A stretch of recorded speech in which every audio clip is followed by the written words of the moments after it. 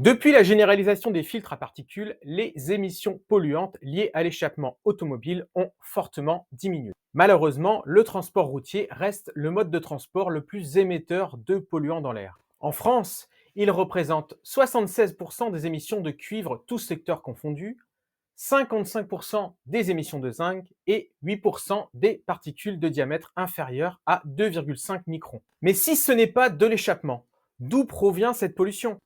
Au moins 80% des particules émises par nos voitures vient de l'usure des pneus, du freinage, de l'abrasion des revêtements routiers et de la remise en suspension de la poussière. Il y a urgence à agir. La nouvelle norme Euro 7, qui entrera en vigueur en 2026, prendra en compte pour la première fois cette pollution hors échappement. En théorie, c'est une excellente initiative, mais en pratique, malheureusement, cette norme est imparfaite, puisqu'elle cible uniquement les voitures et utilitaires légers, et que les limites d'émission concernent les particules de taille inférieure à 10 microns, pas spécifiquement les particules les plus fines. Plusieurs études ont démontré que la taille des particules émises lors du freinage varie de 10 nanomètres à 2 microns.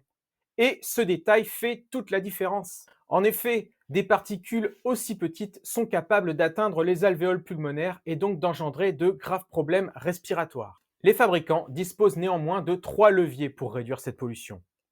1. Utiliser des matériaux alternatifs. 2. Installer des filtres à particules au niveau des freins. Ou 3. Développer de nouvelles technologies de freinage. Mais il faut aussi savoir qu'en termes de pollution, le freinage n'est que la partie émergée de l'iceberg, puisque les pneus sont également une énorme source de pollution.